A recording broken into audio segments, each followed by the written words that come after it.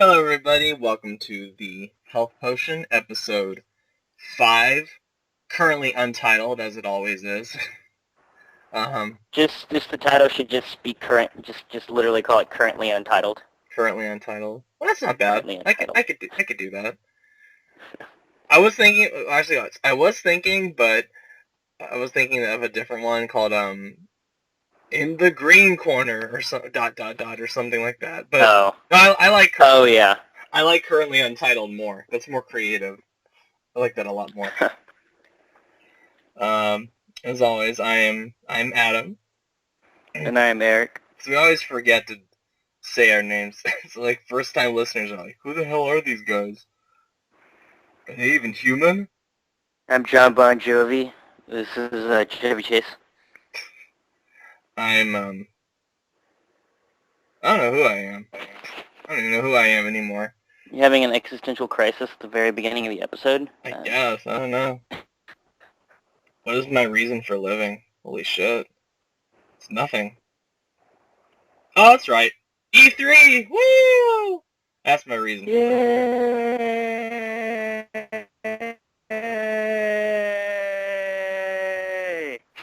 Woo! No, that's a good reason. At least to stay relatively sane for the next 2 weeks, and then when that's over... Oh, no, wait, but then I have Batman after that, so... Damn. Yeah, I guess I'm gonna have to stay sane for another month. Yep. Before I can just, I don't know, let myself go mentally unstable, and then, I don't know, just go nuts. Before you just run around your city in a Batman suit calling yourself Batman. Yeah. Or I do the Stan thing in South Park and just go to San Francisco and just jack it. Ah. So, you said that you made a list of Microsoft games you wanted to talk about. What? What are you talking about? I never said that. Eric, you're crazy. Crazy! Well, I don't really keep up with too many of them, to be honest. Fair enough. But yeah, since it's E3 coming up in 2 weeks, which thank God, we decided to do I don't know, would you call it a two-parter, I guess? Or maybe a three-parter, because after that it would be talking about E3 itself. The trilogy. It could be E3 month, I don't know. Sure. Well, yeah. I mean, it's June 1st, so... That's true. Oh, that's right, it is June. Shit. So all episodes in this month will probably be dedicated somewhat to E3 news. Yeah, E3 or Batman, or Batman in a way. But yeah, this week, because we're gonna do at least, I guess, a two-parter for now, or a trilogy, or a quadrilogy, whatever the hell. This week it's talking about Microsoft, my favorite game studio of all time. I've been a fan of them since I was a little kid. My first console was an Xbox, and then I got an Xbox 360, and I have an Xbox One, and I've just remained an Xbox fan ever since. The bullshit is fuming from your mouth. It's just flowing forth. Damn it. I was hoping for a different reaction from you, just going, what? Well, yeah, no, that's not gonna happen. No, that's all bullshit. No, truth be told, I've said in the past, I am a Sony pony, 100%. Well, actually, I don't know about that, because a Sony pony, it just kind of has their tongue firmly planted on Sony's cock no matter what stupid shit they do. And that's not me. I mean, I'm a big fan of PlayStation. They were like my childhood. Well, along with the Game Boy, Game Boy Color, Game Boy SP, and to some extent I guess the 3DS in later years. I guess, even though I don't have it anymore.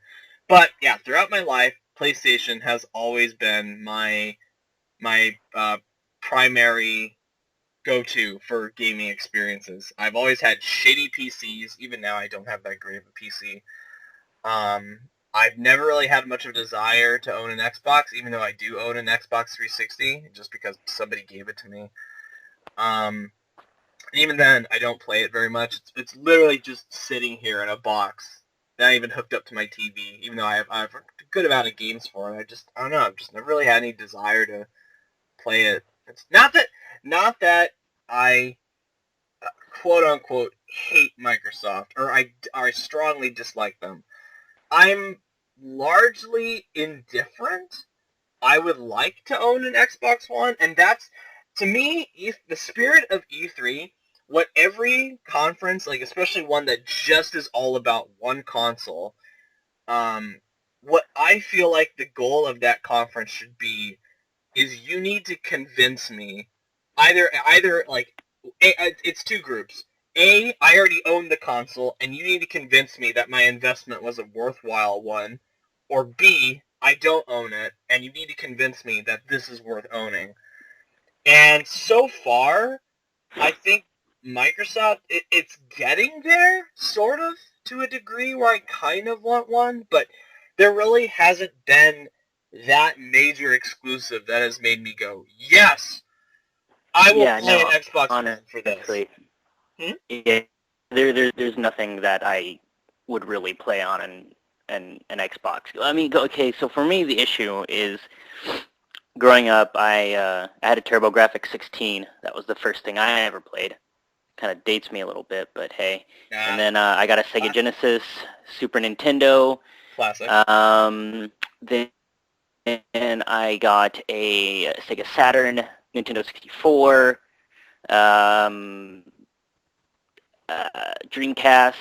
Let's see what else there was. And then I think around that time the PS1 was pretty much coming out. So Sony was always the last console that I typically would get. Like the PS1 was the first one from all of the consoles that were from that particular generation. I got that one last. But honestly, it's always had, like, the PS1 had some of the best games I played on that console generation, hands down. Like some of the Breath of Fire games. Let's see. I had a GameCube, an Xbox, I think, before the PS2. I can't remember. It was either I got an Xbox last or I got a PS2 last, but I ended up getting both of them eventually through various methods. And then for the generation after that, I got a Wii first, and I thought that was going to be awesome, but that turned into just not very awesome at all. And then I had a Wii going into my first year of college, and then around my first year, I think first or second year of college, I ended up getting an Xbox 360 myself because there was like a sale. And I mean, I had already waited a little bit on that one. And then I want to say, like, right before The Last of Us came out, I got a PS3. So technically, again, it was the last one from that generation that I picked up. But then whenever I started buying third-party titles, I started getting them for the PS3 at that point in time. And then, like 2 years ago when all the clusterfuckedness went down. Oh my god! Like, honestly, I had zero preference going in before anything was announced, because I was like, this PS3 is pretty cool. I like the fact that it plays Blu-rays. I can get Blu-rays now. And then that was my big reason for getting a PS3. Yeah. Well, I mean, when it first came out, like, even though it was the most expensive console, it was still the cheapest Blu-ray player on the market. So people could be like, well, I'm getting a Blu-ray player and a console at the same time, so it's really worth it. Like, for someone that's, like, shopping for a Blu-ray player, that was an awesome deal for them. But I want to say that, like, so after the Wii sort of really crashed and burned for me, and then there was the I guess like the Wii U just completely, like, I had zero fucks given about it. And then Microsoft did its stupid thing. When you said crashed, the audio kind of clipped out and it extended the crack. So that just emphasized the Wii failing. That was Yeah, hilarious. well, honestly, the Nintendo hasn't held up its part of the bargain for the past No, two it has. generations, in my opinion, Oh my which is god. the reason why that I've avoided it. Like, literally, out of, like, this current console generation, the only one I've gotten is a PS4. And I really don't see a reason to get an Xbox One, because my biggest issue is then I already know I'm still going to get all of the third-party titles on the PS4 because they're going to run better and they're going to look better. Mm-hmm.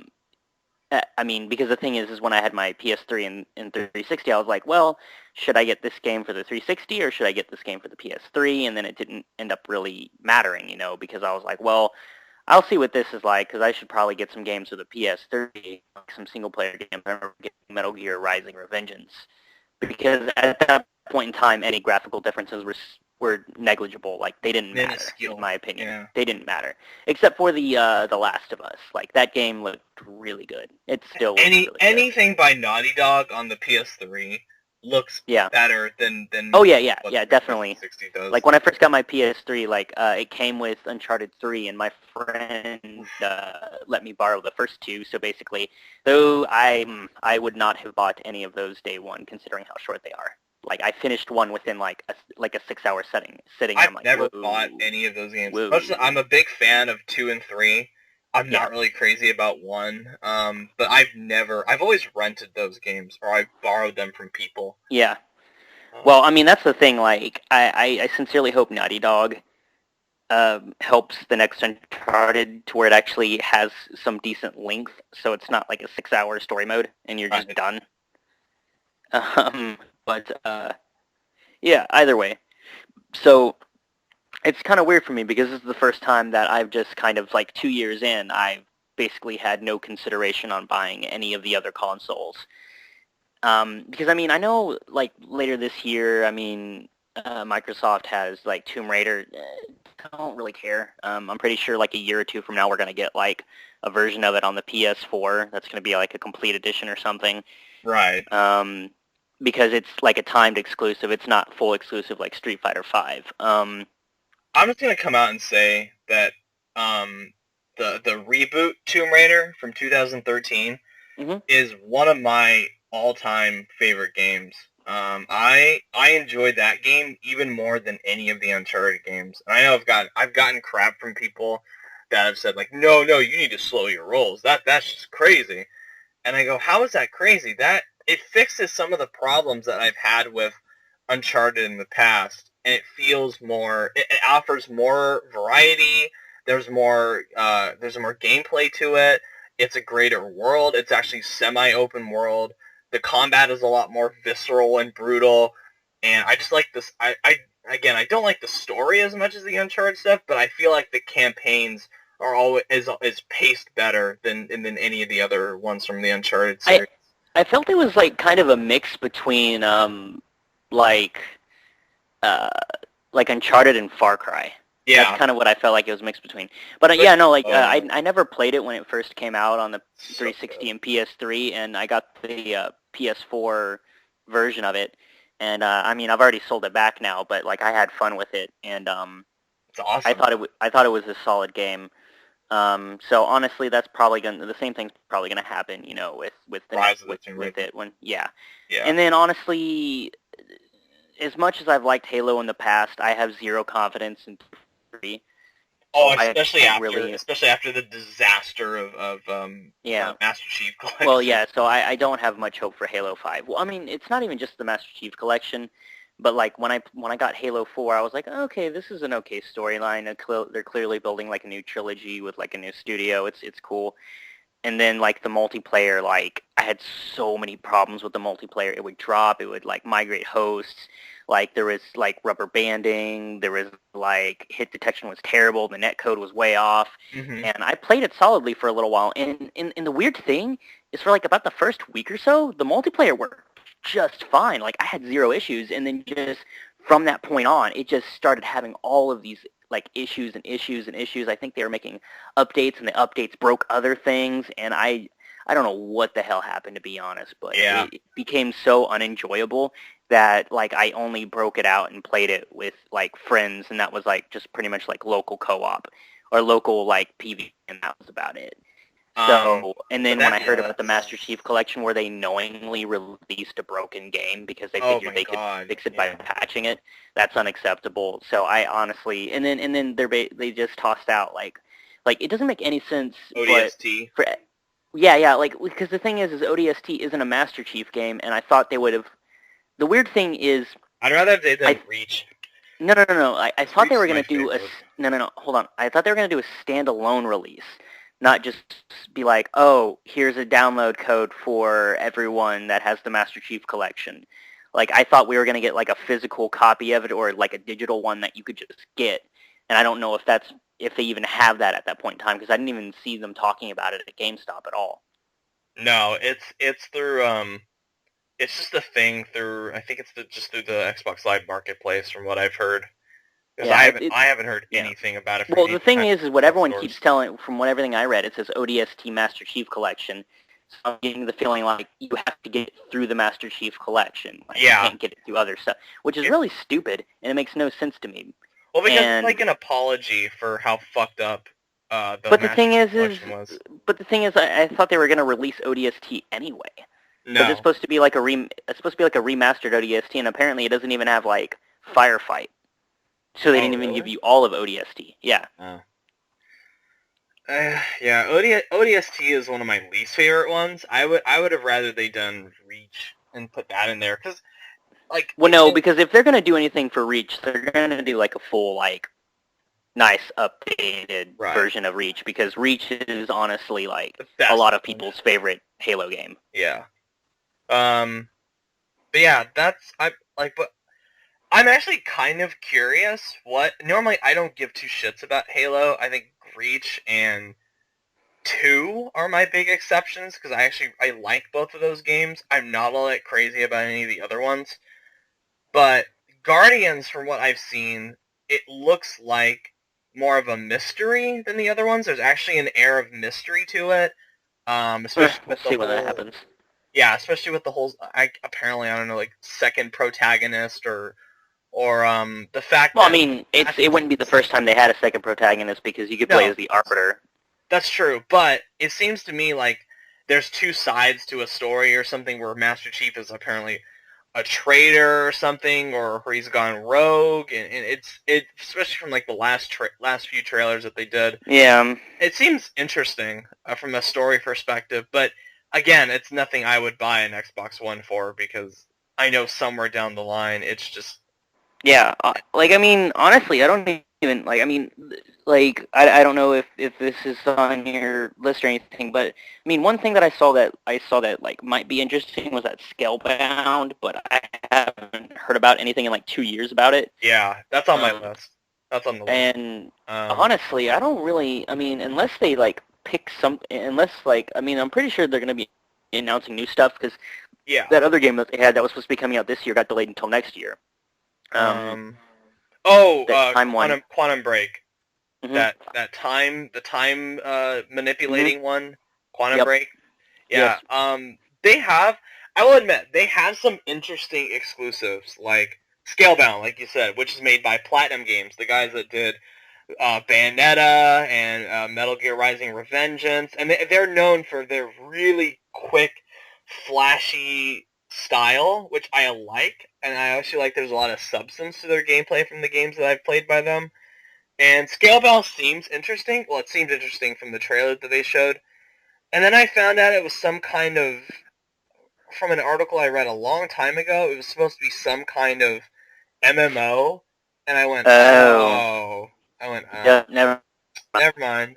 Because, I mean, the thing is for anyone that, like, says, like, oh, well, don't give MMOs shit. It's like, I don't want to, but the thing is console MMOs are weird. Yeah. Because the thing is, like, the only viable methods of communication, like, in a console MMO would be voice chat. Yeah. Which is still kind of weird because you'd still have to type messages to public groups to, like, get a hold of groups to, like, make parties and do things like that. So it's just kind of, I don't know, like, it's not as plausible. I mean, they've tried to sell little keyboard things for the controllers in the past, but that just takes forever to type out. I mean, it's not like a keyboard at all.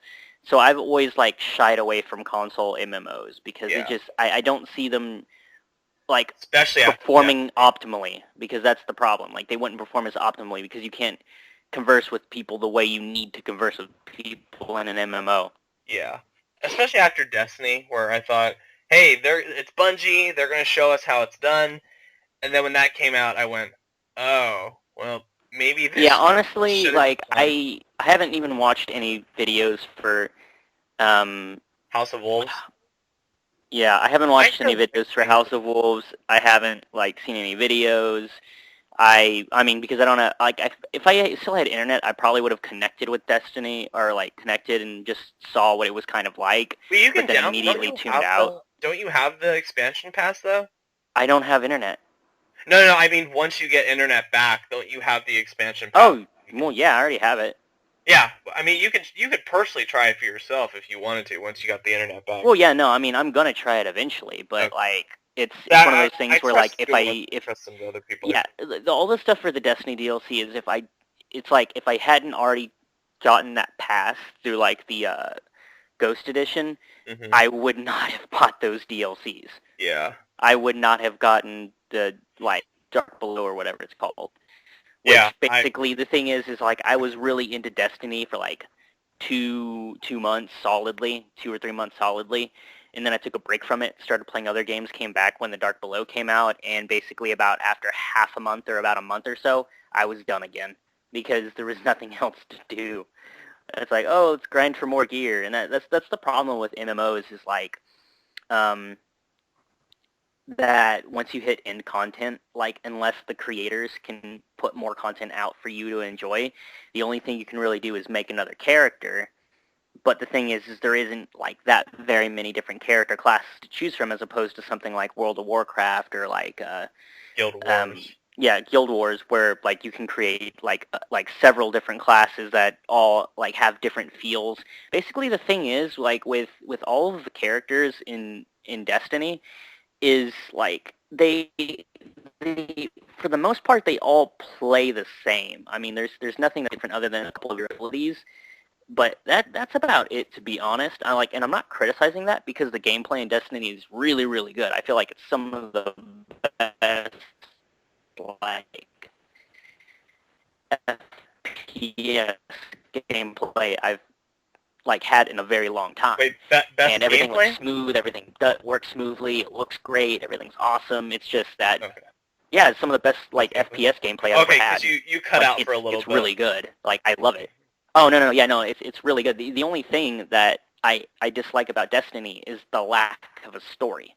Ugh. That's literally it. That's like the only thing. Like if it had an actual story, if they built in story missions that weren't just like, let's go to the same place you can go into in the open world, and let's just toss in a couple of extra lines of dialogue, and then let's end it, you know? Yeah, there's potential in there. And no, there was so much potential. There was a story at one point, but again, I don't know what the... Well, I do know. I have a sense, or I have a theory of what happened based on sources, but it's just a damn shame. It really... And I don't want to open that wound again. Yeah, no, we've already personally talked about this a long time ago. Oh, but God, yeah. But no, I mean the thing is like it's a game that I would say it's a good fun game to play. Mm-hmm. Like especially if you can get it for a little bit cheaper. But the prices they were selling it for, I felt were outrageous for the amount of content you were actually receiving. I mean, like it wasn't satisfying, and that was the problem. No. And it's based on random loot drops, so even if you do your best in something, that's not a guarantee that you're going to get the best shit. You could have somebody just sit there and do nothing, and they will get the best weapons, the best armor, while you get crap. And there's no motivation at that point. Which the thing is in like real MMOs, like World of Warcraft and Guild Wars and things like that, or at least for World of Warcraft and like the Old Republic, whenever you go into raids and dungeons and things like that, whenever gear gets picked up, what it'll generally do is it'll pop up this little screen, and you can either need roll or greed roll on an item. Need rolls will always supersede greed rolls no matter what, but the thing is there's different things that'll drop, and people can have pre-agreed things where it's like, hey, if this thing drops, I need this, you know, because it's not for your class, or it's like, it's for my class, I need this weapon or shield or piece of armor or this token to trade it in for armor. Mhm. And then there's other things where even like the raid leader or the group leader can change it to where like they can decide who gets what loot. So it's not like, hey, you know, everyone just gets random loot that they don't need. It's like we know odds are this thing is going to pop up if we go and kill this boss, like Yeah. 9 times out of 10, and then we can basically dictate it. So like the thing is you're not like grinding your face against something like a million times trying to find something. Like odds are you can get it if you work with a group of people that are decent enough. The only thing is you get like a raid lockout. When you do a raid, basically you have to wait like a whole week before you go back in. But then again, they did that for Destiny also, you know. Yeah. But Another thing on the list, so Scalebound's one of the more interesting ones that I thought, okay, well, until I read that article that it was an MMO, I thought maybe this could be something, and then I read that and I went, oh, yeah, I can wait. But the other one that looked really interesting was Crackdown, which I actually really liked, and I remember playing that on a friend's Xbox 360 a while back. And that's a really fun game. A lot of people really enjoy the first one. So, and I really enjoyed it. I mean, I never played 2, but I heard 2 was just awful. yeah. So I was happy to see Crackdown return. It's the same, it's the creator of Crackdown is working on it. I guess it's more of a semi-reboot than a sequel, because I guess it's just called Crackdown again.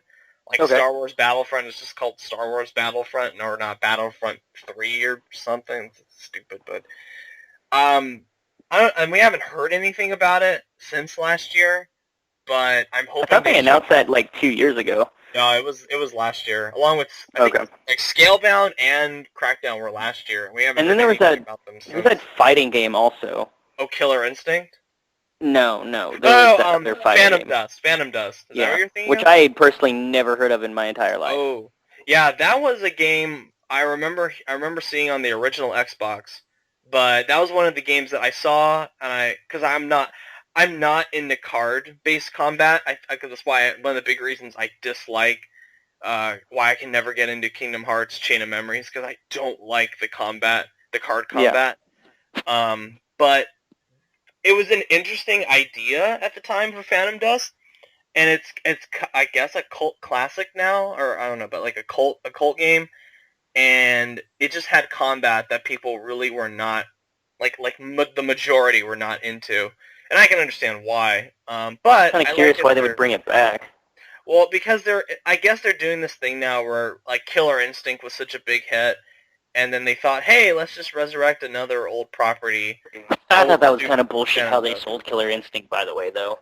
Yeah. That was something that really turned me off, where it's like, oh, you can get Killer Instinct, like, pay us and you'll get, like, 2 characters.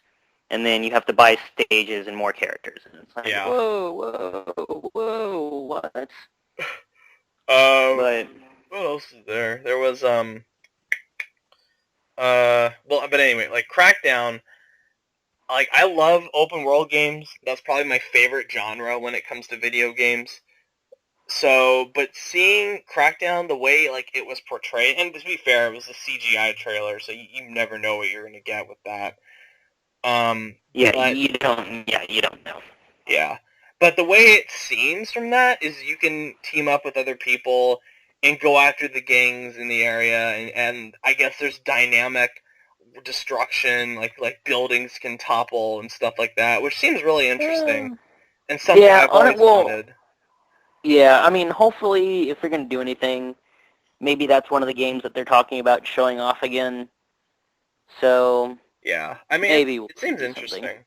So I hope to hear more about that. And of course, there's Forza 6, but I honestly don't really care about. I'm pretty sure they're going to open with the obligatory Call of Duty. Yeah. Actually, I've heard rumors that Call of Duty Black Ops 3 is siding with PlayStation. I've heard rumors about that, and I went, oh. Oh, they're going to... Oh, God, I don't want them to open the PlayStation conference with that. I really don't. Well, actually, I actually think Black Ops 3 looks interesting. I haven't even watched the trailer for that. I was so turned off of Call of Duty after Ghosts. And then I only rented Advanced Warfare off of Redbox and played around with that a little bit. Didn't really like the multiplayer at all for that, but Like I'm not like the biggest fan of Call of Duty, but you know it's there when I just need something quick and mindless to just blow shit up. It's fine for that, I guess. And I still haven't played. I'm actually like in the minority that likes Ghosts. But I still haven't played Advanced Warfare. I really don't have much desire to. But yeah. Black Ops 3 looks interesting, just because it's so far into the future, and apparently they're bringing up the whole morality issue of, because I'm a big fan of morality stuff, where they talk about how far can this technology go before humanity is just stripped of any kind of control or anything, which could potentially be Are interesting, they? So but yeah, basically, so this Call of Duty is trying to be Deus Ex. in a way, yeah, it looks like Deus Ex. Yeah. Well, I mean, The robots from the robots you fight actually look like the robots from Chappie, which I thought was really well, funny. the weird thing the thing that I find weird is that like I don't feel like they should have done Advanced Warfare if they were going to do what they did with Black Ops 3, Yeah. because like if you have too many futuristic warfare games within your franchise, you can't, like, it's even less differentiation. But Yeah. I don't know. Um, but what? I mean, of course, I they're really gonna don't know, show. They're because I most know they're going to do an Advanced Warfare 2 probably. probably, yeah. Or no, it's gonna be. I guarantee you, it's gonna be Ghost 2, then Advanced Warfare 2, and then Black Ops 4 or whatever the hell they do. Well, no, I mean the thing is they've only been going with like trilogies at most with some of these, so I'm pretty sure that someone would switch that out eventually, or like they would switch to a new franchise if anything, because Yeah. Modern Warfare did 3. What were they doing? What did Treyarch do before? They were doing Black Ops 2. no, not even before that. They were doing like World at War and some of the other ones. So this is actually their first. This is the trilogy they were working on. So they're probably gonna go on to something else. If there is a Ghost 2, I'm gonna be so pissed. That game was terrible. I want a Ghost 2 just because I want to know what happens at the cliffhanger at the end of the campaign. Not if their game is gonna be as broken as it was before. That's see, I just don't understand the hate for Ghost. I mean, it's like the Did you play exact. the multiplayer? No, I don't play the. That's the hate behind it. It's Oh, the multiplayer. I It was so broken. The thing is, people don't buy Call of Duty for the story modes. People, I mean, they buy it, they play the story mode, and then they go and play multiplayer. That's like the biggest thing. That's like that's the replayability value for the game. And the thing is, the multiplayer mode was so broken that it just, how like, I sold it back immediately. Like how is it broken specifically? Because I am curious now. the net code was terrible. You would shoot people, then you wouldn't even get damage off on them. They put in large maps, so I was literally playing on maps with like full group, like full teams of people they would allow on these maps. And people would, on the microphones, would say like, I can't find anybody. I would run around a map 2 times before I even found anybody. I would spawn right in front of enemy players who were spawning, and we had to both think like, oh wait, are you an enemy player? Are you my teammate? And then that would turn into a firefight. Sometimes it would spawn you around groups of other enemies, so you would be instantly killed. You'd be spawn killed. And there was just a lot of problems with it, and it just was not fun. And I would say the story mode was a pretty weak one. A lot they sold the game based around the premise that people thought it was going to be about like Ghost from Modern Warfare 2, because the map looks just like Ghost from Modern Warfare 2, and then the way they marketed it made it like, after people realized it wasn't going to be that, thought it was going to be like sort of like a stealthier like type of Call of Duty, which would be like a refreshing change in pace. They like advertise the hell out of the dog, who you only actually use in one half of a mission, and then never again. And it just it was just very lacking. I mean, it was very lacking of a title. And then they decide to end it on a cliffhanger when they by no right deserve to have another game after how badly they did. I don't know. I actually maybe because I really Advanced had no expectations going Warfare was into a it. much better game. Oh, No, it's Ghost is easily the worst Call of Duty game out of any of them. uh, I don't know. I personally, I mean, I have problems with Ghost, sure, but compared to stuff like, I don't know, like other crap games that I've played, it's really just a mindless shipping It's a gallery. serialized game. It's an annualized game that Sure. like we get one every year, and Ghost like Maybe because everyone I don't immediately play them went back very to the previous game. Everyone immediately went back to either Black Ops 2 or Modern Warfare 3 to go play that instead because it was so terrible. And I would say Advanced Warfare was like a major step in the right direction for them, although they were clearly jonesing off the Titanfall thing. right. And like the next one is like it seems like it's still going to be a mix between like Titanfall and Deus Ex. It's more So Deus Ex than Titanfall now. It's yeah, more chappy in Deus Ex. yeah, but yeah, that's the whole thing where like it also like I like you can't keep doing futuristic games if your other like 2/3 of your brands are all doing futuristic games. Yeah, It it's does just not make saturation. me. It's gonna It's get like so tiring after a while. my point. I'm already at the point where I'm so tired because they're basically all doing the same thing. But then at least like I played the first Black Ops and I was like, okay, this is decent. And because it was like in the past, like they were kind of doing like sort of like these weird side story mission or like weird alternate history type things where it's like, oh, you're in Cuba and you're trying to kill Fidel Castro, and then apparently this is the guy that the character you play as ends up being the one that kills Kennedy because he was reprogrammed to do so and things like that. And so Hmm. I thought the first Black Ops was an okay game. You know, I watched the second one on YouTube and I was like meh, because I felt like it was just it wasn't very good in my opinion. But yeah, I don't know. I like the biggest thing. I feel like they need to differentiate themselves from each of their other Call of Duty titles, or else it's just going to be kind of like, well, why should I play this year? I should just wait one more year and just get the next one from the franchise of Call of Duty that I actually like. You know, That's fair. I because can the thing definitely is, see that like would be a problem. this year is going to be Black Ops 3. Next year is, I mean, it's probably going to be Ghost 2, like you said, unless Yeah. they just realized that it was so abysmal that they decided to just dump it and move on to a new kind of Call of Duty franchise. There's more than likely going to be an Advanced Warfare 2.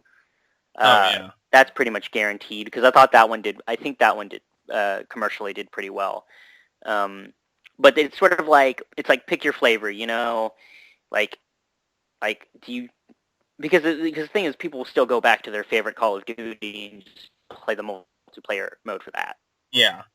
And that's why a lot of people have actually been chiming in and have been wanting like a remake of or a re-release of Call of Duty 2, or I mean not Call of Duty 2, but Modern Warfare 2, because that was a lot of people that was their favorite multiplayer. Yeah. So I mean, yeah, we'll see if that happens. But if not, let's move on to the next one because we've like stuck on this way too long. Yeah. um. Well, I guess. I mean, there's also Fable Legends, which I wrote down, but Was that that the really. was that like the one where it was sort of like a top-down kind of? Yeah, where it was it was a top down for the villain because they're doing the evolve thing where it's Yeah. the 4v1, one guy's the villain, four guys are the heroes. And I've never really liked Fable, so to Well, no, me I mean it's the just thing, meh. that's really weird because that's not how the franchise started. Like Fable 1 is still one of my favorites. It's like one of my top 10 favorite games is Fable 1. Fable 2, like it did a lot of stuff that I forgave it for while I was playing it, but then at the end of the game, it was just a major middle finger to like everyone that played the game. Yeah. And I mean, the third one was a little bit better, but it became too much of like a sim thing where like you would buy like freaking houses and do all this random stuff, and like it was really weird, and it got to the point where some people were like, oh, don't you understand, Fable isn't supposed to be like an action game with sim elements, it's a sim game with action elements. And I'm like, no, it is not.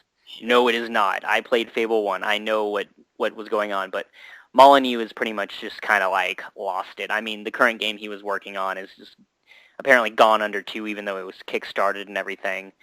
It just hasn't worked out, so I don't know what's going on there. I hate the fact that I see Fable not actually being like an action RPG, or like not being an RPG like it used to be. Like, because the first Fable was a really, really great game. It was fun. It was different. It was different enough. I liked it. But everything I've seen from Fable games since then has just been completely disappointing. And then they tried to make a Connect Fable game. Oh yeah, that looked awful. Yeah. But Legends, it's like, and it's free to play. So I went, oh no.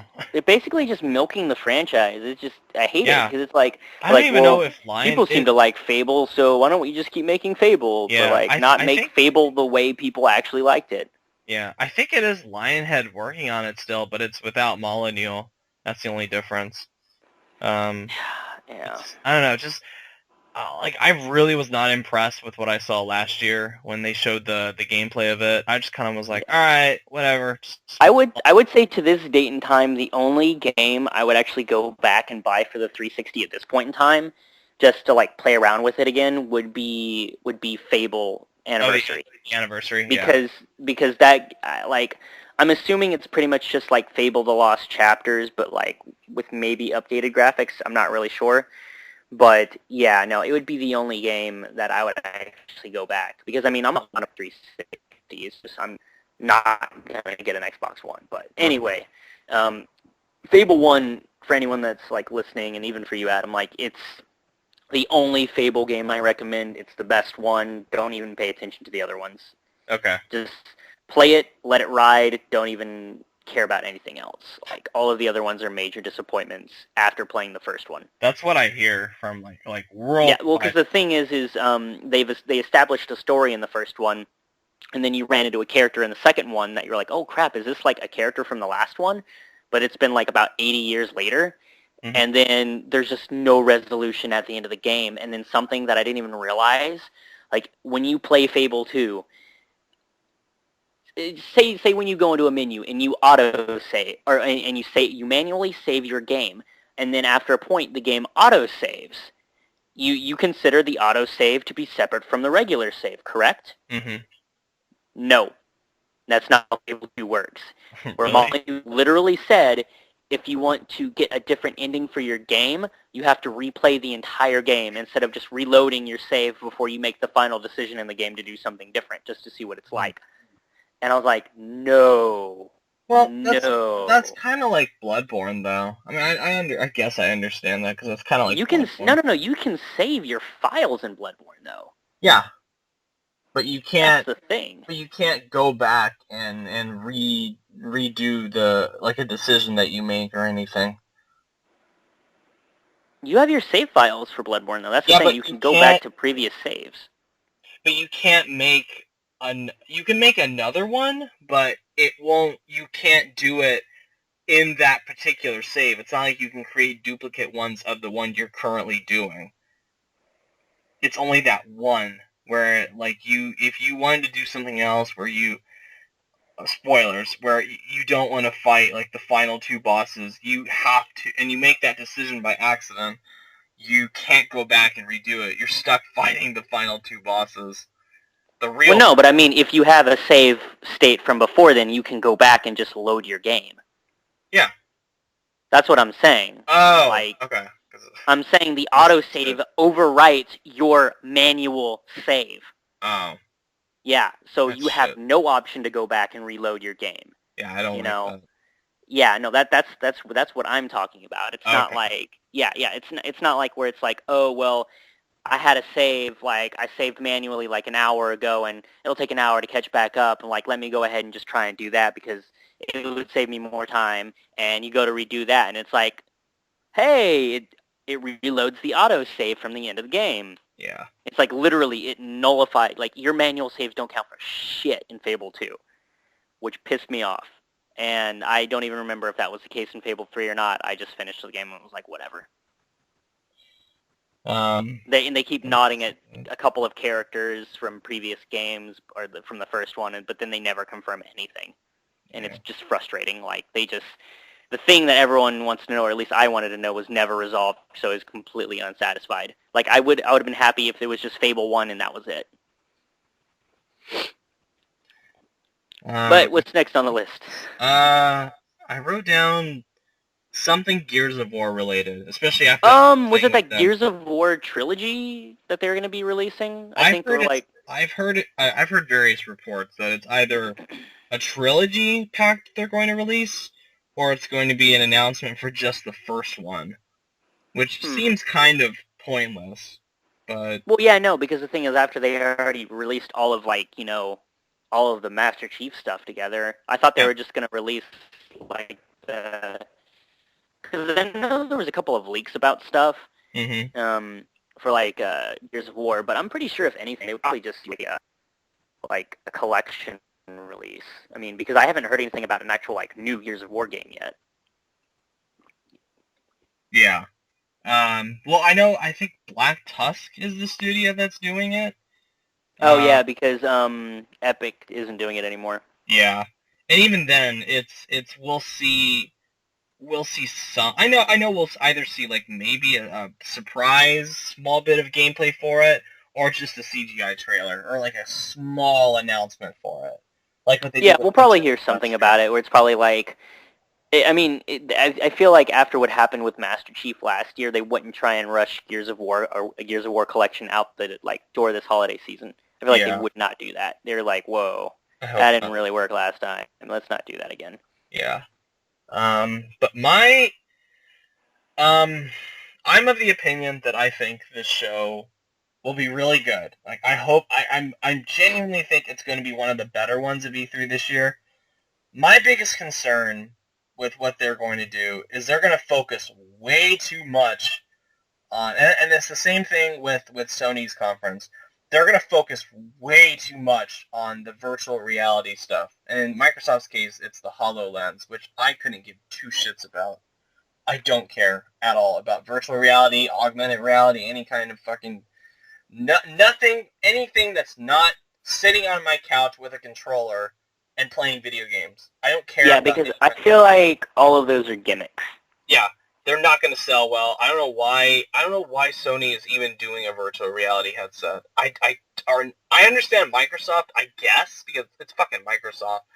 But Sony doing it, that just does not gel well with me. I don't like that idea. Especially, I don't like the idea of them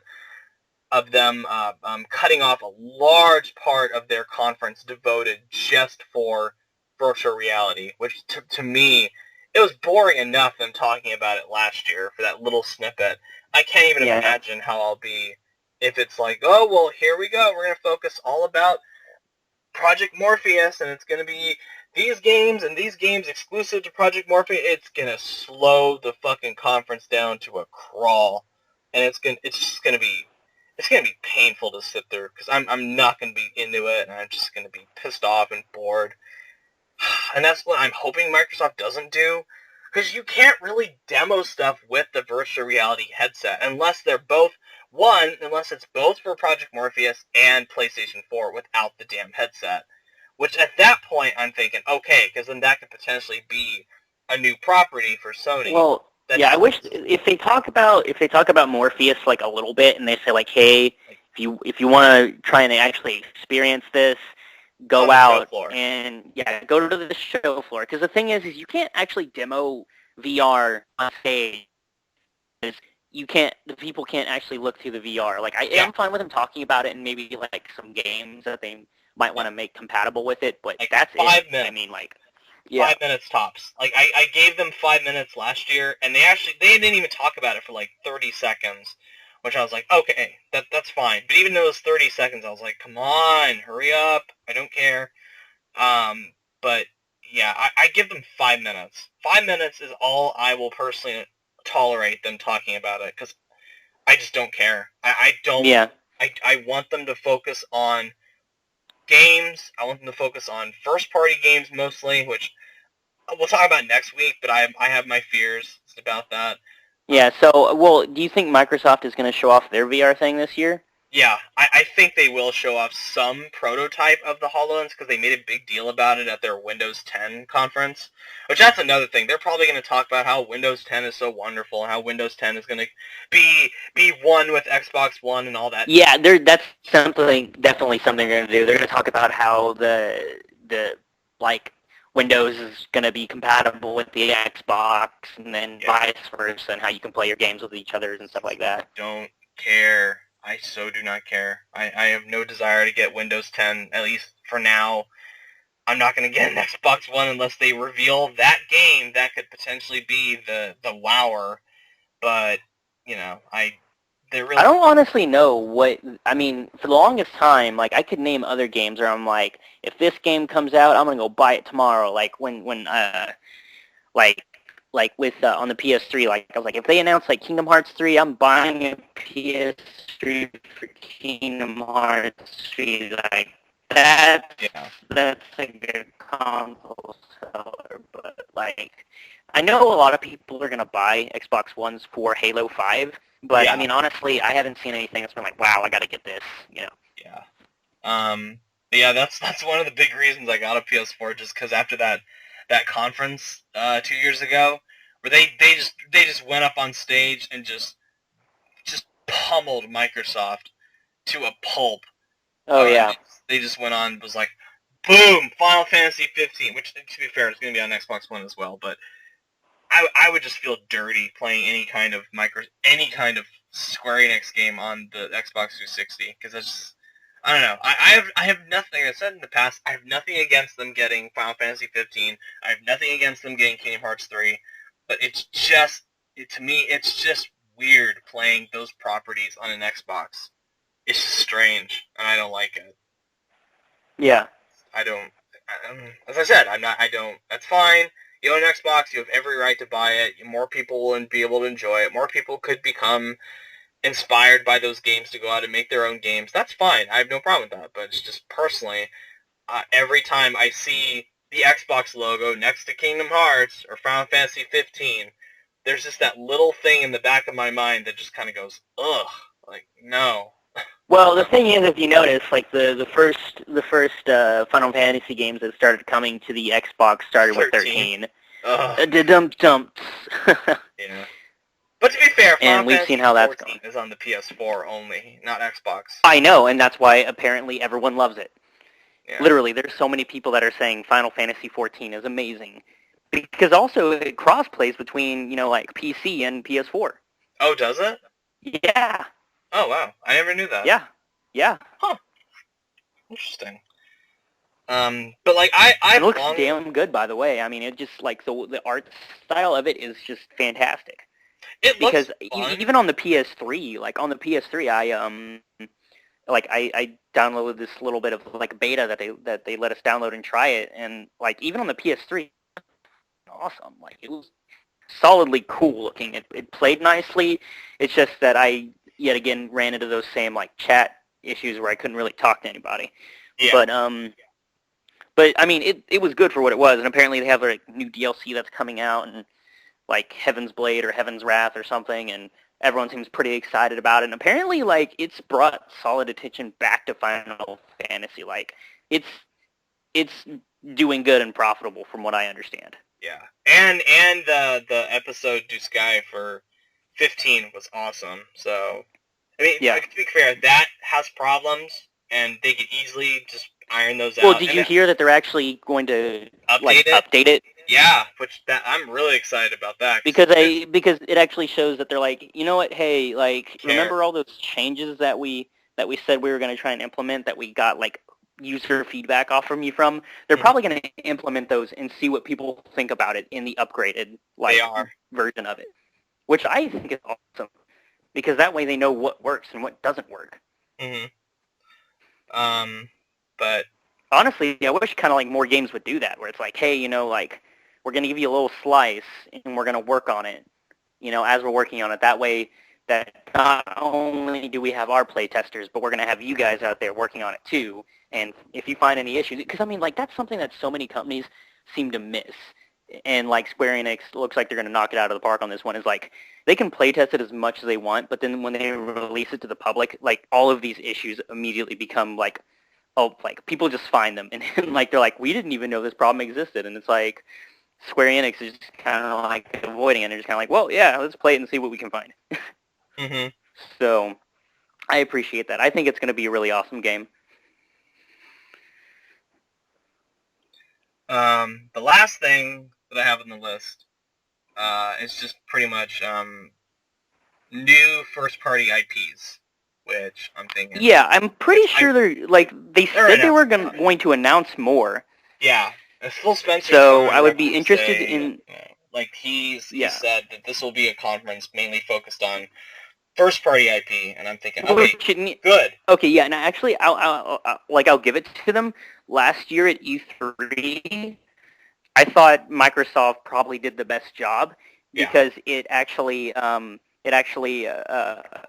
am I going to say? Like they made a promise that they were going to just pretty much show games, and that's literally what they did. They just were like, here are games. Yeah. This is what we know what you want to see, and then kind of like Sony went all about television. Sony started to go off and start talking about powers and things like that. Fuck powers, man. I fucking hate that. I like powers. Really? Wait, yeah. Wait. Why? I don't think it's as good as anything else like Daredevil or Flash, but I thought it was okay, and I enjoyed it while I watched. No, I mean like not just that, but like they kind of talked about random stuff too. I really wish they need to not talk about PlayStation Now anymore. No. I feel like that's a failed service because nobody like a lot of people just want to be like, when I went to go, I should pick up my copy of Witcher 3. I was talking to like the Sony rep that was there along with this other guy, and we're like, well, because the thing is on my PS3, like I have like Final Fantasy 7 downloaded, I have Breath of Fire 4 downloaded. Mm-hmm. I think I didn't buy Symphony of the Night yet, but I wanted to, and I'm like, yeah, why can't I just, I mean, I own titles would have to be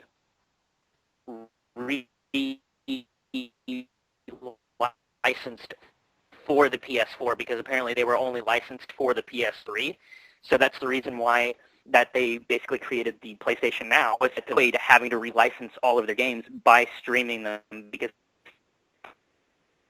technically it's not being installed on people's systems, they're just streaming it. Yeah. But at the same time, any streaming service by nature isn't going to work the way you want it to, because especially in America, where like we're so crippled by like our internet providers. What? Have you seen that they're doing? I think like with the God of War 3, PlayStation 4, the digital pre-order, you actually get the first. I think it's the first two as a PlayStation Now subscription code for them, which I think that's how they're going to use the service now, as pre-order bonuses, which I'm thinking.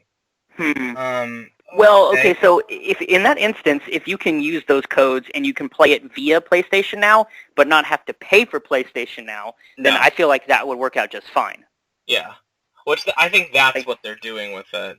But like I was just saying, it's like until our internet gets out of like the death lock that or death grip that all of these providers have on us, we won't have decent internet. Like literally, some of these other countries out there, they have like 10, 20, 30 times in the internet speeds we do for less than what we're paying right now. And it's because, and I mean, the only reason why anyone has been upping their like Time Warner or AT&T or whatever has been upping their internet for like the top tier of their internet to like be told to go faster is because Google like stepped in and was like, hey y'all, we're gonna give you way faster internet for like the same price you're paying right now. Oh, because Fiber? Google Fiber. Because the thing is for the exact amount of money that I would be paying right now, or about like, because the thing is before announced by about a month or so that was coming to the Austin area, they basically, our internet provider like sent like an email saying, hey, yeah, you can upgrade now for free, and it'll be like you'll get this much more internet, and it'll be like the exact same price. And they were literally upping everything by massive amounts within like, or like more than what they had. Like their best was way better, and their bottom was basically the package we used to pay for. Like, so they basically upped everyone to about a decent amount. And then Google Fiber's like, oh yeah, for like $75 a month, will give you 1,000 megabytes per second upload and download. And I was like, holy crap. And, like, the thing is when they come, because they're going through the areas of Austin right now, they're like, yeah, whenever you sign up and, like, you actually get our, like, sign up for our service, we'll waive, like, the installation fee. So you're just literally paying the monthly fee of $75 for, like, 1,000 megabytes per second. Yeah. Upload, download, which is just unthinkable for me, just by like what is currently being offered by anyone. And the thing is even when we're being told we're getting a certain internet speed, you can go and do the test to see what you're really getting, and you're not getting it. No, absolutely like not. you can go test your internet right now, and I guarantee you, seriously, I could like bet you $50 you're not actually getting what your provider says you're getting. Yeah. Which, Because hopefully if it ever comes to my area, that'd be awesome. If fiber. Oh, the thing is fiber is like moving around. They're doing it really slowly though. Like, Yeah. I thought they were going to hit my area much sooner in Austin, but they're like slowly just working their way from south to north. And I don't know when I end up moving later this year because like I might be moving back to Dallas or I might be moving to a different apartment here in Austin. Mm-hmm. I don't know if that means I'll have to wait for it to hit my area or if I might be able to get it sooner. But I don't think they have Google Fiber in Dallas yet. But either way, I'm really excited for it. I think it's well worth it because apparently they're also one-upping the cable providers by offering like their own TV packages too, for not a bad amount of money. And it's just kind of like it's one of those things where like a competitor walks into the market and forces everyone to do better. Yeah. Which is really needed because some of these markets have just stagnated and it's bad. Yeah, it's especially the way people consume their internet and or consume like TV shows, like various memes, like whether they watch it on like Hulu or Netflix and stuff like that. They're consuming their internet or they're consuming television shows and programs differently, and so like so many people are getting fed up with like having to be forced to buy packages with channels that they will never watch just to get the channels they want. They're like, why can't I just buy these channels I want? And they're like, oh, well, you can't really do that because it's BS. Because the thing is they're making money because these other channels, basically channels are paying them to like include their like channels in those packages and things like that. So they're making money both ways. Yeah, Personally, me, like when I first moved over here, like we've never had cable over here. We just had like an internet package. I mean, I had Netflix and Hulu, and I would just watch those to keep up with anything that I wanted to watch, and I never had a problem. Don't need a TV. So, I mean, yeah. I mean, granted, there's a couple of commercials that pop up on Hulu every once in a while, but it's nowhere near as much as what happens on TV, and then you can actually just walk away or ignore it and do something else, Yeah. Because you can just pause the TV show, too, whenever you want it. Yeah. But anyway, yeah, I really hope that, I mean, ideally Microsoft, I want them to, like you said, like, to show off these new IPs, and I want them to not focus on, like, their VR or anything like that, because the thing is they can talk about their VR at their other tech conferences, because I feel like that's an other tech thing, Yeah.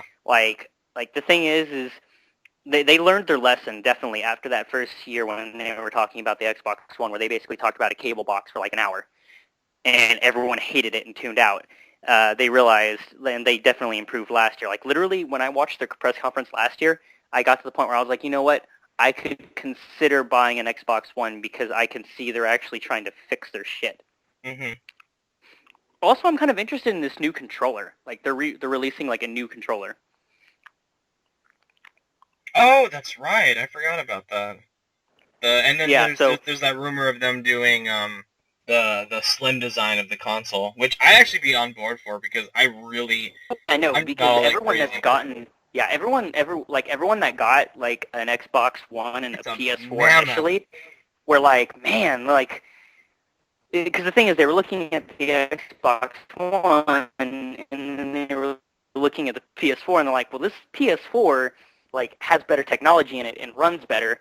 But then you look at the Xbox One and it's like it doesn't do as much, but it's bigger. And like there's all these like comparisons that people will run, like where the actual the actual Xbox One will run quieter. But I think it's because they put more into the system to make it run quieter. And I think also maybe like the cable aspects of it, like you could run your cable box through it or whatever. Maybe like all of those things are what actually, made it such a thick console.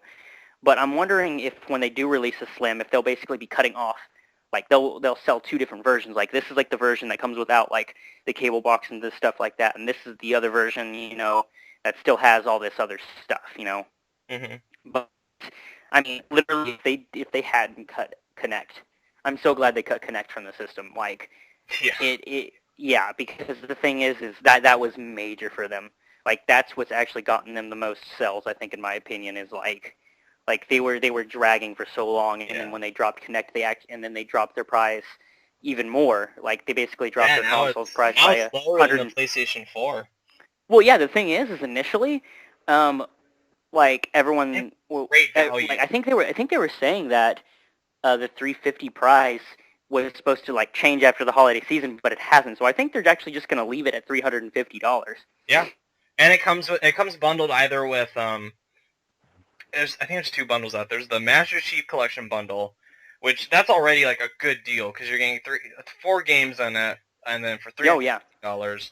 Or you do the Assassin's Creed one, which I don't really know. Like the Master Chief one would be the best value right now. Better. Especially since they have the white one out on the market again for a limited time. So if you were bummed about not getting that for Sunset Overdrive for $500 or $450, whatever they did for it, now's your chance because it's a hell of a deal for that. Oh yeah, definitely. I mean, the only thing I'm sad about is I really wish I could get my hands on the Batman PS4 because that one looks so good. Yeah, but unfortunately, it's all sold out now, I think. Oh yeah, no, I mean, because they probably only did a limited run of them because nothing's been more unattractive to me than actually going into several stores and seeing these specialty consoles that just sit around. Yeah. Because that's like sales they're not getting. So I mean, limited runs are fine with me. Like I'm pretty sure at E3 they're going to be announcing like a Halo 5 Xbox One probably. Oh, and that's how they might be introducing their Slim, where it's like I'm predicting like a 1 or 2 terabyte hard drive for good. Oh yeah, that's what they're supposed to be talking about is like the 1 terabyte like systems. But I'm wondering if that's going to make them back up to $400. Maybe, or that'd be a. But I mean, I feel like people would be. If they did because I feel people would be like that would be reasonable. Because for the same price as a PS4, you could actually get a terabyte memory space in it, So, I mean, that would be really reasonable. That would be a really good thing to do for them. Like, that would be a very smart choice. Because, all in all, like, after the things that they've changed and fixed about the Xbox One, honestly, like, you could go either way. Like, I want to say, more than likely, had the Xbox One been presented the way it is now, with Kinect as an option, and the PS4 the way it is now, I feel like it would have been a really tough choice for me because I'd been like, I don't really know. And honestly, I probably would have leaned towards an Xbox One because I had already had an Xbox Live subscription at the time. And I'm like, well, I'm already, educated. This is where like most of the people that I know own this console or like own Xboxes, and I would want to stick along and play with that, I probably would have gotten an Xbox One in like all honesty. But I probably would have gotten a PlayStation 4 first because that's just, I got to represent my home team. But I honestly would have been a lot more tempted because normally when a generation stops, like, because obviously the PlayStation 2 was the winner of that, the generation it came out. Because the PlayStation 2 PS1 won that generation, PS2 won its generation. And then even when the PS3 came out, I thought, well, maybe I'll get it. And then I saw the price and I went, fuck that. No. Well, I would say that most consistently out of the last generation, the Xbox 360 did the best. Yeah, 360 is. Well, actually, I've heard the Wii sold the best, but as far as the Wii sold the best, but Xbox, like hands down. Except like popular reception, like like Xbox 360, Xbox 360. Like it was just like the choice that people made because Yeah. it seemed obvious to them because it seemed like the best value that you had like the best games for the most part. And then when they did the PlayStation 4, not the PlayStation 4, the PlayStation 3 Slim model is when I got it. When it was 120 gigabytes for $300, I think it was. Yeah, I think I did a Christmas sale where I got mine for like $250.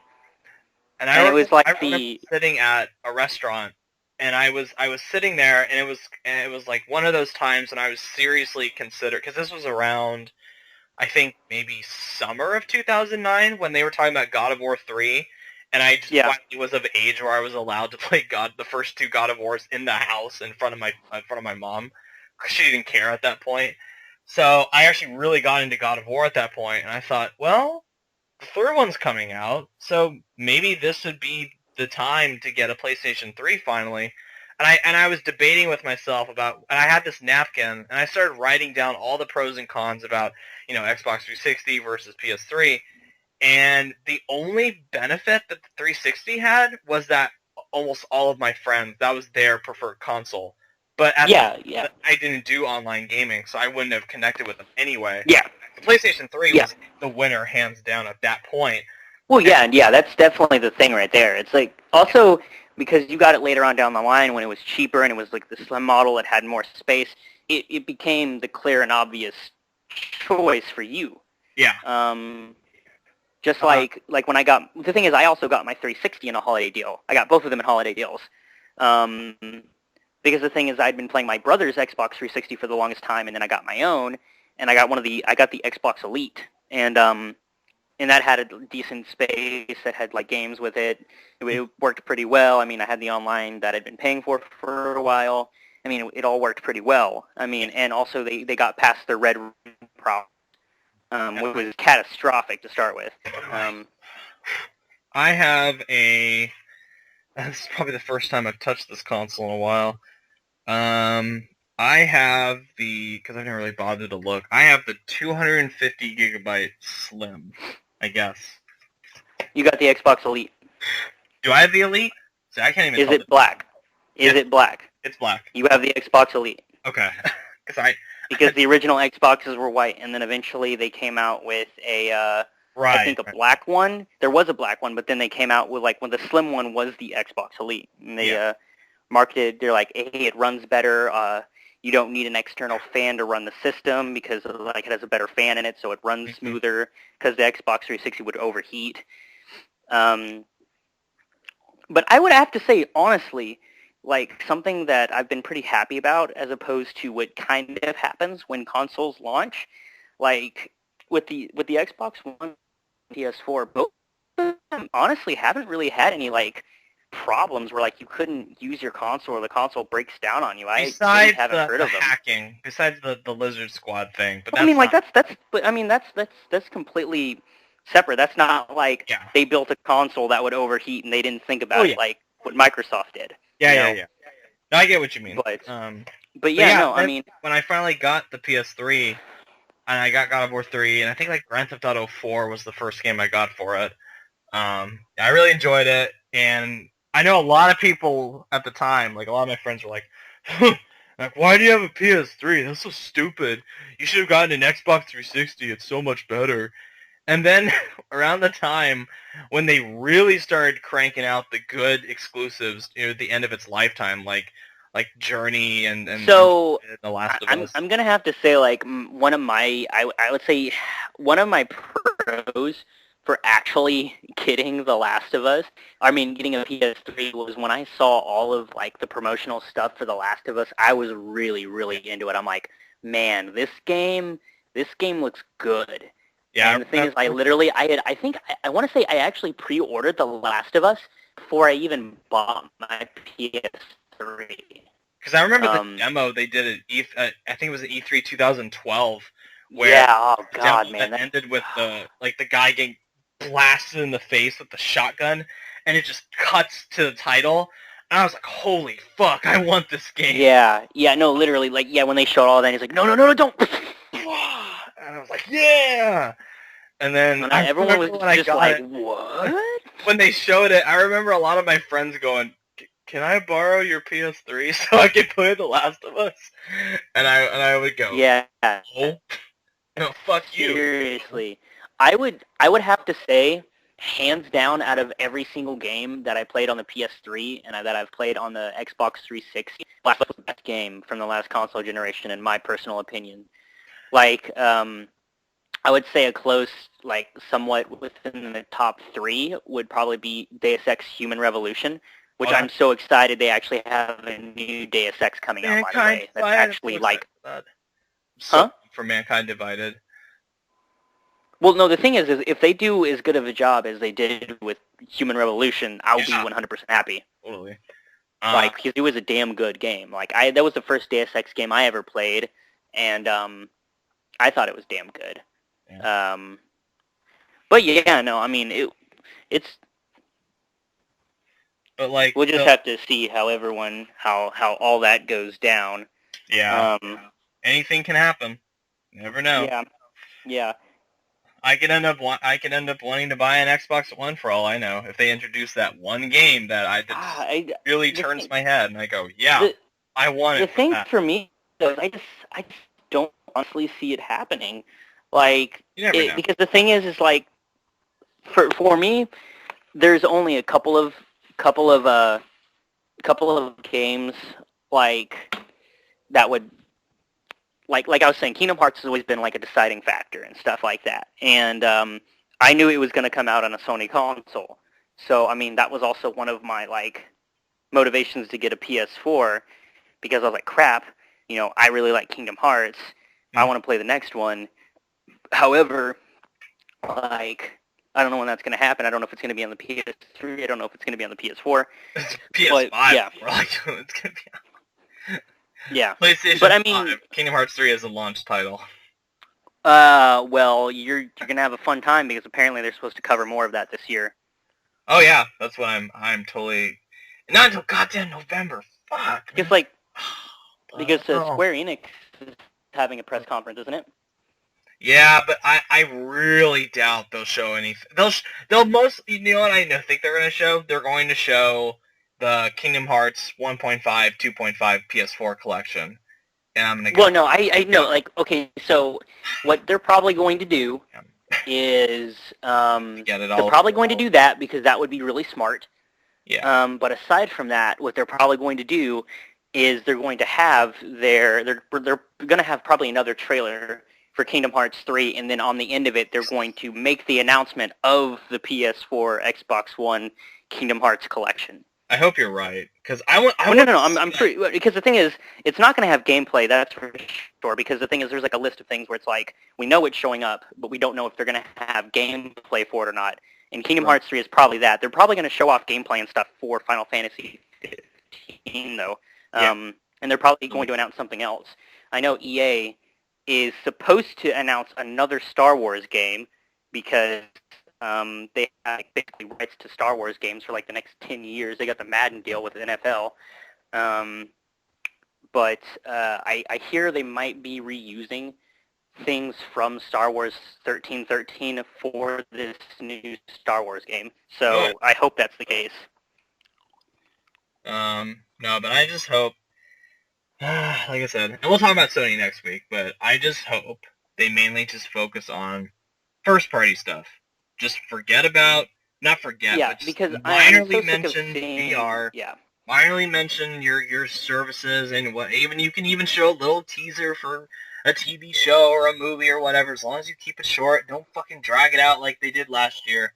Like, oh my god, how long did they talk about powers for, like, 10 minutes? 5 or 10 minutes. They went on and on and on. Yeah, well, because the thing is like, that's not what people tune in to see. Like, no. Like, if you want to have, like, your additional, like, talking about your stuff, because that's something they need to realize, is that when you go to E3, like, yes, you're talking to, like, shareholders, but the thing is nothing gets the fans, or, like, nothing gets the audience happier and drives up more consumer confidence than when you actually show off what's upcoming. People want to see what's coming next, you know? Yeah. And the thing is, both Sony, like, the thing is, both Sony and Microsoft need to not show Ubisoft games they need to not show EA games.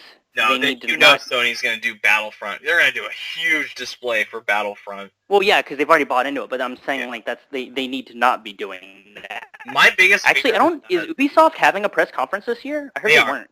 Yeah, they are. Okay, they are. It's the same thing like every other year. It's Microsoft at around 9 or 9:30 Pacific time, and then I think EA is at noon. Ubisoft is at 2, and Sony is at 6 Pacific time. I think.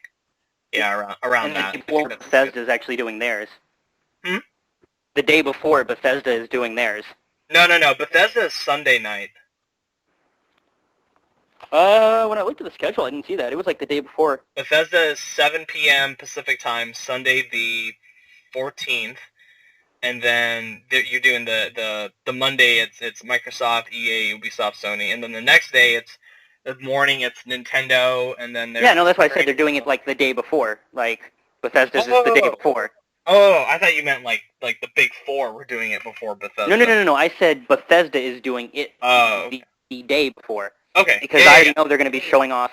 They're going to steal the show before the show starts. That's how it's going to work. Because they're going to be showing Doom and they're going to be showing Fallout. That's what they're going to show. And the thing is because does it have the links for the press conference listed or just the start time? There's a list. I can show you what it is. I can email it. I can mail it to you. Well, no. But can you tell me? Yeah, sure. Let me just. Yeah, because the thing is we can actually speculate what they're going to do depending on how much time they have. I think I don't know the exact times, but I know Microsoft. It's Microsoft and Sony. Probably gonna do like an hour and a half to 2 hours, and then. Well, no, I can't really calculate what they're gonna do, but for Bethesda, if we know how long the Bethesda one is, I can pretty much tell you how much could be related to Doom and how much would be related to Fallout 4 and Fallout 4 stuff. Yeah, it just says 7 p.m. Pacific. It's nothing. I'd actually also be interested to sing another Wolfenstein. Okay, well, I would say if it was at least an hour, they would dedicate probably like 45 minutes to Fallout 4 and like 15 to Doom. But the thing is like after getting that beta access code inside of,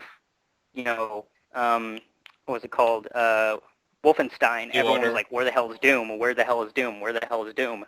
That's where the hell is Doom. Yeah. So the thing is like I entered that code in a long ass time ago. I entered that beta code a long time ago. So I hope whenever it pops up, I can just use it because I've already sold Wolfenstein back. Yeah. Which I sadly did so to help pay for Assassin's Creed, which. Oh God.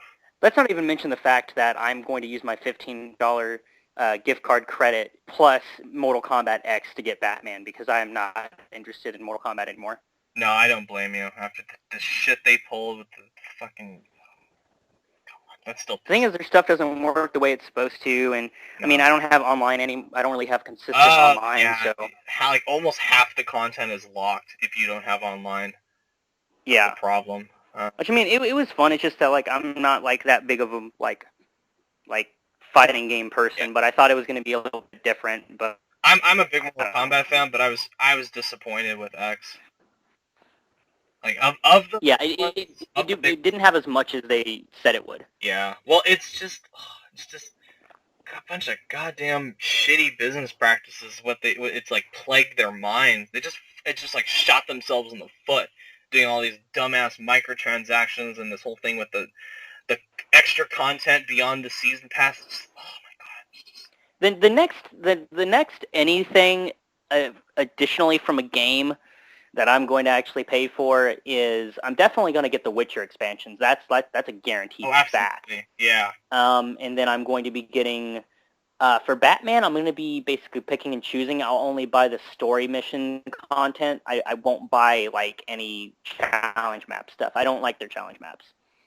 Really? You don't like the challenge maps?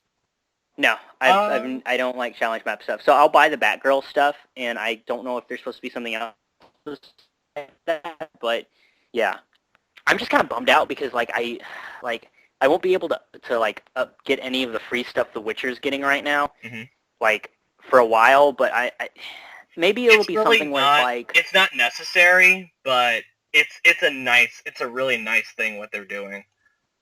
Yeah, like, the thing is, I might, like, whenever I go back to Witcher and do, like, the hardest difficulty playthrough, because I'm playing at the second hardest difficulty right now, I'll probably be able to use all those things they give me. Because my second playthrough, I'm going to do, like, the Triss romance, and the first one I'm doing Yennefer. Oh, see, I'm the opposite. The first playthrough for me was Triss all the way. This new one I'm doing with higher difficulty is definitely Yennefer. Which difficulty are you playing on? I'm doing Blood and Broken Bones the second. Oh, that's the one I'm playing it on. Yeah. That's fun. You'll find different ways to survive. Yeah, because I mainly just wanted to get the story out of the way, but I wanted a little bit of a challenge, so I just did the normal difficulty with, I think it was like story and... Well, you're going to be getting a challenge with this difficulty mode. Yeah. Like, the thing is, I like to start with a challenge, and then I like to be challenged even more. That's why when I played The Last of Us... Oh, God. I never tried that. Like, well, okay, so to be fair, The Last of Us on normal difficulty, that's what I played first on the PS3. Mm-hmm. And then when I got the PS4 version, I'm like, screw it, we're doing Grounded. And like I said before, it's been like some of the most challenged I've ever been, and never have been more satisfied. Like, the thing is, it's like dying multiple times, but when you have like a brick, like one Molotov, I think 3 bullets from the Magnum, and 1 or 2 shotgun shells, and you have to get through a room full of clickers. It's like when you go into the subway, or not the subway. It's when you go into it's like when you're leaving the town and you run into that guy and his little brother, and you get separated and you're stuck with the little brother. Oh my God!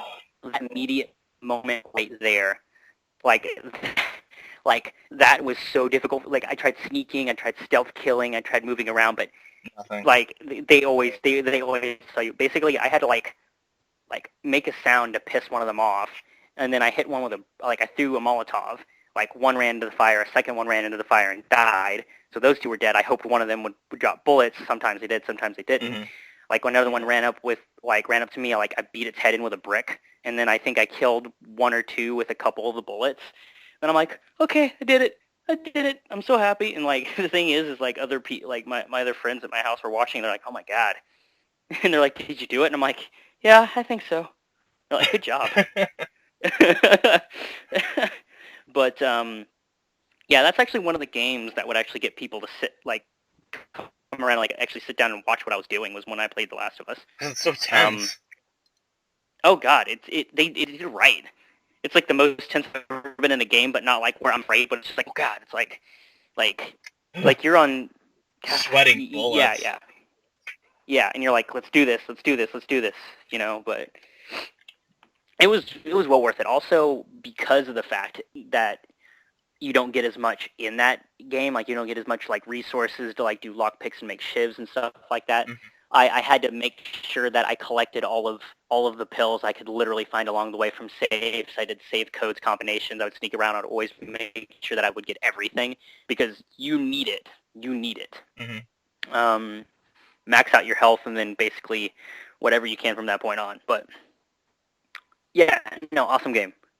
But yeah, no, I want, like, so ideally I want them to like, Microsoft to announce that game that would get me interested in their console, because the thing is like, I'm so sick and tired of everyone just trashing one console or the other just for no reason. Yeah. They're like, oh, your Xbox sucks, or your PS4 sucks, or blah blah blah. Like, especially with this whole recent, like, controversy where like someone put out, like, a rumor or feeler or something, and like, IGN and other ones reported saying, like, oh, it's rumored that Microsoft, like, the fact they even put that crap out before verifying anything really pissed me off, because it's just, all IGN, all Kotaku is, and all these other places are right now, are just clickbait. That's all they are. They suck. They're stupid. Like, unsubscribe from them. But yeah, they put up saying, like, oh yeah, like, it's rumored that Microsoft is paying for Silent Hills to still be made. And then apparently also, like, I never read the article itself, but apparently within it someone, like it stated that apparently the game is 80% done, and everyone immediately called bullshit. Yeah. And then there was all these people saying like, oh, well, like, take that, Sony people, your PS4 is not gonna get it. Bet you feel sorry for buying PS4 now. And yeah, man, it's like already 80% done, man. It's gonna be awesome. And then other people are like, Norman Reedus, like 2 weeks ago when it was first canceled or whatever, said like, I haven't done anything for this game since PT. Like, there has been zero mocap being done. And people are like, yeah, well, you don't need, like, they were so stupid that they literally said, like, these people were saying that, like, yeah, you don't need him in there doing mocap. I mean, you can finish most of the game without, like, having him do that. I'm like, not when the game revolves around the character action movements, like story elements. Like, you can't craft a game like that unless, like, it's a really shitty game, you know? Yeah. So, yeah, no, those people were idiots. And the very next day, like, I pretty much called it. Like, Phil Spencer came out and said, like, yeah, no, that's bullshit. That's bullshit. That's not real. And the thing is I know you were saying, like, well, I at least give them credit for doing that. It gives them more respect. And I'm like, honestly, like, had they not done it on that day, well, I would have actually I give credit to for them. Spencer for coming out less than 24 hours after and saying, no, that's bullshit. Well, the thing is, I'm not going to give him credit for something he should already do, but the thing is it keeps basically my level of respect for them where it already is, so it didn't lessen my respect for them, which is the important thing, because if they came out with a random statement saying, like, oh, well, we can't, like, confirm or deny this right now, or we can't really talk about this, then I would be like, no, screw you, you're just BSing, you know? Yeah. But, yeah, everyone knew that was BS because, like, no one associated with the project was still there anymore, and it wasn't being worked on. Like, if anything, like, the only thing I could believe is that for future games that that Microsoft might have worked out an exclusivity deal for future Silent Hill titles. Right. But that was the only thing that I could believe, but, yeah. Because I don't know what's going on with... like, it's so weird because Konami says that, like, first they say they're focusing on mobile and they're trying to even get their console games on mobile, like all their franchises, but then they turn around and they say, like, oh, no, but we're still dedicated to consoles, and I'm like, well, you don't have any console games announced aside from Metal Gear Solid. That's it. That's all you have. Yeah, And it just, like, you clearly are not dedicated to consoles. You don't care. Yeah. Just like with, like, what is it? There's, like, another studio that just kind of imploded like that. But, I mean, like, Capcom, they're putting all of their focus on basically, like, re-releasing all of their Resident Evil games. Like, they're going to do a re-release of Resident Evil 0, the GameCube one. Mm-hmm. And I think they're just going to keep doing that and maybe release some other... They're going to keep working on that mobile one. Well, not mobile, but the handheld. That way we can differentiate, because anything mobile is related to cell phone. Handheld is related to, like Nintendo things. Yeah. But yeah, and then Nintendo's just sitting over in the corner, like, stroking itself off, not sure what it wants to do. It's like, we have games, like, stroking its own ego, and it's like, you have Splatoon, and you have Star Fox this year, maybe. That's all you have. Yeah. Like, hey, no, like, let's sell another wave of amiibos. That's going to revolutionize how people play games, because, you know, we clearly, I mean, the thing is, some people are like, well, it's like DLC that you're like, if you want it, like, you at least get a statue with it too. So it's like, yeah, you can, you know, be like, yeah, I get a statue out of it. You know, I have something physical, not just, you know, like a DLC for a game. But, like, the problem lies where when you can't actually find those things, you don't get that DLC. It's basically a DLC you want to buy, but you can't. And so that sucks, especially for people that want, like, Ness or Lucas and stuff like that, and those all sold out in, like, 3 seconds, you know? Yeah. It's just, it's really ridiculous. It's stupid. I don't really know what Nintendo's doing. I don't want to talk about Nintendo, to be honest, too much aside from what I'm doing right now, because, like, I heard Splatoon is doing good. I'm happy for that, because Nintendo needed to do other things like Splatoon. I mean, there were so many other games that they used to have on, like, the GameCube and N64 that in, like, I want to say, in the feeling or in the essence of Splatoon, like, that's what they were like. They're, like, fun, and they were different, and they weren't fucking Mario. Mm-hmm. You know, like, that's what they need to do. They need to have more games like Splatoon. And then I know Star Fox is supposed to be coming out next year. I don't think we are going to see Legend of Zelda until their new console comes out, because they're going to push that off like they did Twilight Princess, where Twilight Princess was delayed because it was also released on the GameCube at the same time, which is a giant problem. And a lot of people, I feel like I had just like a new announcement today where like the NX is supposed to be Android-based. So I'm not sure if maybe that's supposed to be their new handheld that will maybe also run the mobile games, that they've been talking about wanting to sell. Which, I mean, that could kind of be cool, but and that wouldn't. I just hope it's not like a Nintendo phone. I really hope, if anything, it's just like an upgraded like Game Boy that can also do other things too, which would be kind of cool because it would actually be different enough, like than from this new 3DS, for people to be like, this is different enough. Like, I'll actually buy this thing because it's different enough. I feel like that's about all I'm going to say about Nintendo. Microsoft, like, I feel like they're doing awesome right now. Apparently, they've gotten another month where they were like the #1 console sold in North America, which is good for them. Good for them. It's just that I don't really see them releasing anything in the near future, the near couple of years, that would be like, oh, I need to buy an Xbox for that. Like, honestly, the only thing that would make me really, I could tell you exactly what would get me in the mood to buy an Xbox One. It's if they actually did a decent Fable game, but that's just not going to happen. Right. But anyway. Yeah. I think that about wraps it up for today. Went on way longer than I expected, considering we're only going to talk about, I guess only going to talk about Microsoft, but that's a good thing.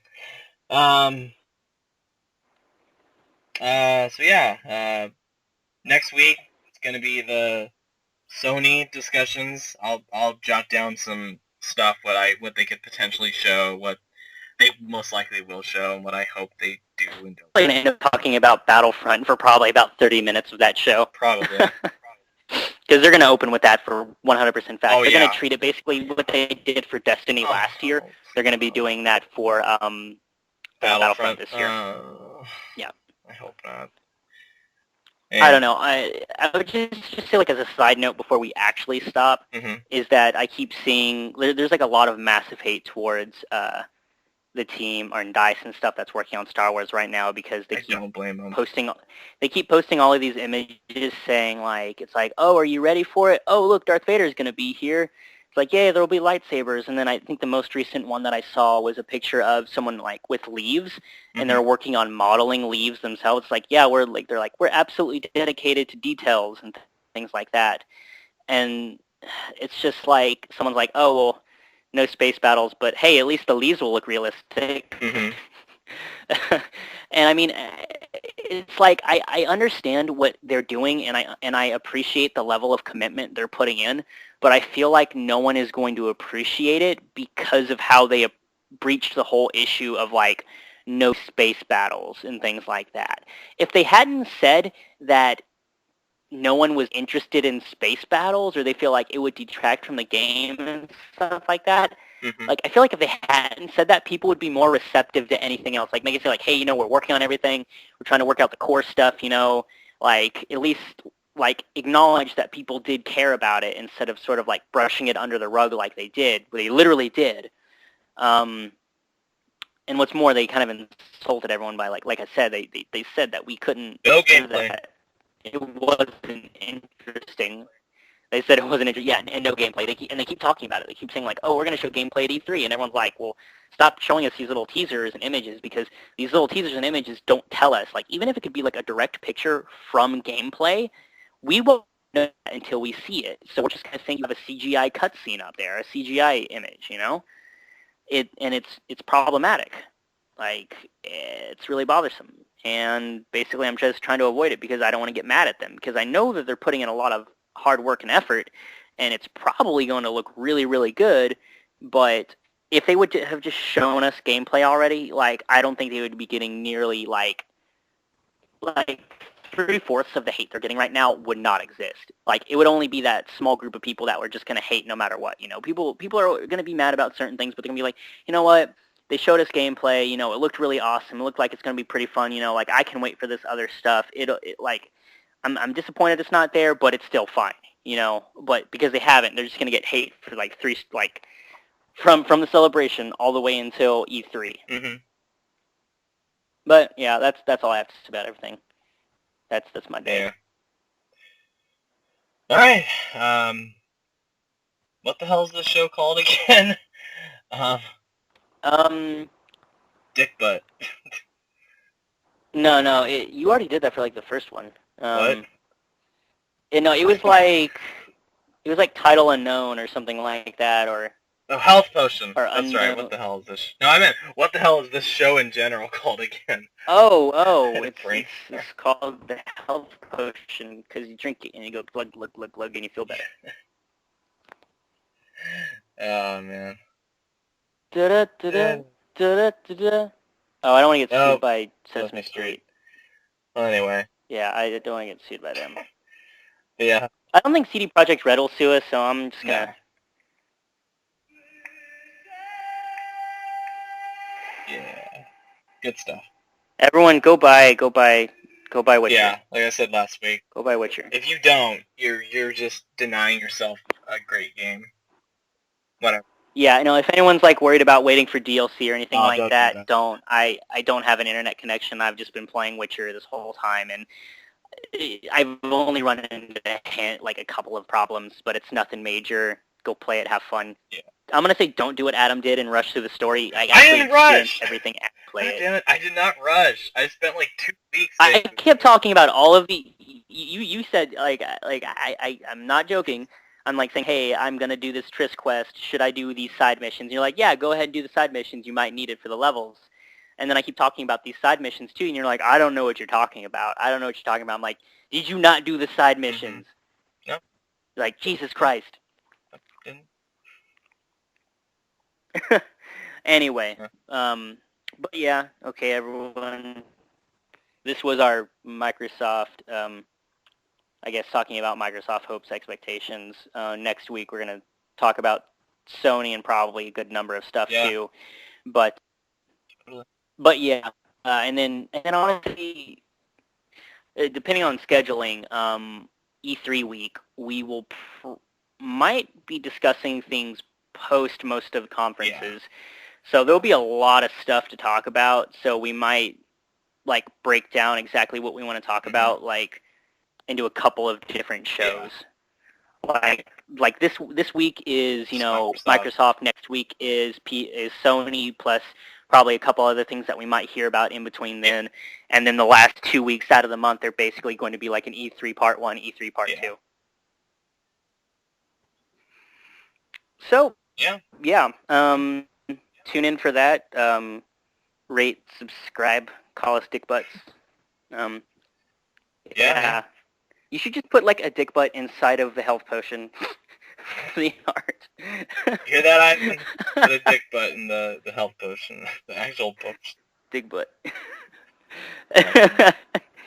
Anyway, but yeah, thanks for listening.